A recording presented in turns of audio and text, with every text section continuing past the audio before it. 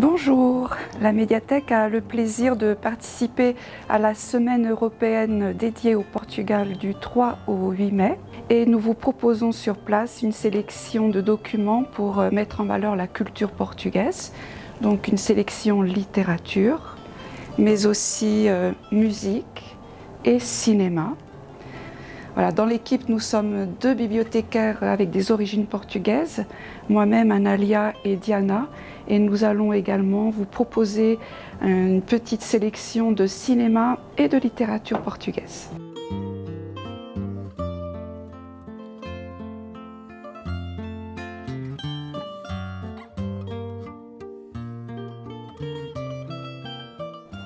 Je vais vous parler du cinéma portugais de la façon la plus synthétique possible. Le cinéma portugais est assez spécifique. Il est devenu très connu dans les années 80, après la révolution des œillets en 1974. Il a bénéficié d'une politique culturelle avec des subventions propres qui favorisait une totale liberté de création et a permis de faire émerger un cinéma d'auteur assez exigeant et assez pointu. Par exemple, il y a une dizaine de longs métrages produits annuellement, mais qui sont tous bien représentés au niveau des festivals européens et internationaux. Et je vais vous parler de deux auteurs qui sont emblématiques de ce cinéma, où le rôle des dialogues est très important par rapport à l'action. Il n'y a pas, par exemple, de cinéma populaire au Portugal avec des grandes comédies ou des films de policiers ou des films historiques.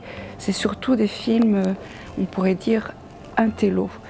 Donc, je vais vous parler d'un très grand réalisateur portugais qui s'appelle Manuel de Oliveira, qui est vraiment considéré comme le maître du cinéma portugais. Il est né en 1908 et décédé en 2015 à l'âge vénérable de 106 ans et il a tourné jusqu'à son dernier souffle. En 2009, le Festival de Cannes lui a accordé la Palme d'Or pour l'ensemble de son œuvre. Et je vous présente Val Abraham, qui est sorti en 1993. C'est un film assez long qui dure 3 heures et qui s'inspire très librement du roman de Gustave Flaubert, Madame Bovary. Donc, dans ce livre, une jeune bourgeoise portugaise qui s'appelle aussi Emma, mais avec un seul M, est mariée à un médecin portugais installé dans la province du Douro, au nord du Portugal, et elle s'ennuie. Donc elle va s'épanouir, se libérer à travers plusieurs aventures amoureuses. C'est surtout le dialogue qui est important, le temps qui s'écoule. Et c'est un film très très long où il faut faire l'effort d'entrer et de se laisser porter. Le deuxième film que j'ai sélectionné est celui d'un jeune réalisateur portugais, Miguel Gomes. Il est sorti en 2012 et Miguel Gomes a fait une carrière de critique de cinéma avant de devenir réalisateur. Ce film, sorti en 2012, a fait l'objet de critiques vraiment élogieuses dans tout le milieu du cinéma.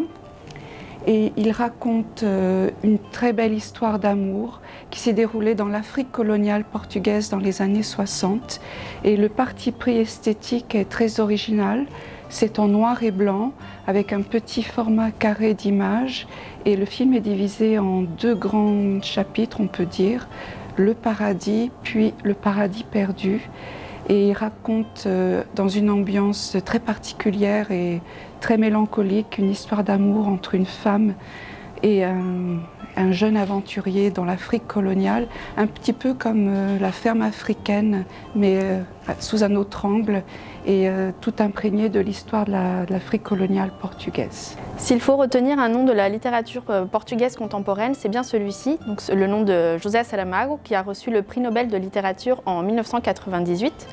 Vous retrouverez plusieurs de ses romans à la médiathèque, notamment celui-là, L'Aveuglement, qui a été adapté au cinéma à Hollywood sous le titre de Blindness. La littérature portugaise du XXe siècle est aussi très marquée par l'histoire, à l'image de ces deux auteurs qui sont très traduits en France. Donc il y a notamment António Lobo Antunes, qui a fait la guerre coloniale et qui s'en sert vraiment comme sujet d'inspiration pour ses romans. et l'autrice aussi très traduite en France, Lydia George. La Côte des Murmures est donc un roman qui se passe à la fin de l'ère coloniale au Mozambique. Et donc c'est l'histoire d'amour entre un jeune soldat et sa fiancée qui vient le rejoindre depuis le Portugal. Nous avons aussi à la médiathèque plusieurs auteurs de la nouvelle génération, vraiment des auteurs contemporains. Nous avons ici le dernier roman de Dulce Maria Cardoso, donc Eliette et la vie normale. Je peux aussi vous présenter le livre Autisme de Valérie Roumão, qui a été finaliste par exemple du prix féminin en France. Sur un air de fado est la dernière bande dessinée de Nicolas Barral. Il revient cette année avec cette œuvre originale qu'il décide d'ancrer à Lisbonne en 1968, en pleine période salazariste. Dans cette bande dessinée, nous suivons un médecin lisboète, Fernando Paes, dans une Lisbonne marquée par presque 40 ans de régime politique autoritaire. Ce médecin, issu d'une famille plutôt proche du régime en place, tombe amoureux pendant ses études d'une jeune révolutionnaire qui l'embarqua dans un réseau clandestin défendant la démocratie et des élections libres. Barral nous dévoile dans ce récit, très bien porté par ses illustrations, les marqueurs principaux de cette époque sombre de l'histoire du Portugal. Il est question des guerres coloniales d'Afrique, qui forcèrent nombre de jeunes Portugais à s'engager dans l'armée et à combattre pour des valeurs dont ils ne croyaient plus, pour sauver un empire qui n'existait déjà plus. Il est aussi question de la politique de Salazar, Lapide, et aussi de la fuite clandestine vers la France d'une partie de la jeunesse révolutionnaire qui rêvait de liberté. Ce récit met en avant aussi les conséquences de cette dictature au sein des familles, où souvent on préférait se murer dans le silence plutôt que de parler de ce qui a été vécu. Ce n'est que depuis très récemment, d'ailleurs, que la mémoire de cette période commence à être partagée au Portugal. Même après la révolution des œillets du 25 avril 1974, les traumatismes de la société étaient encore trop présents pour être racontés.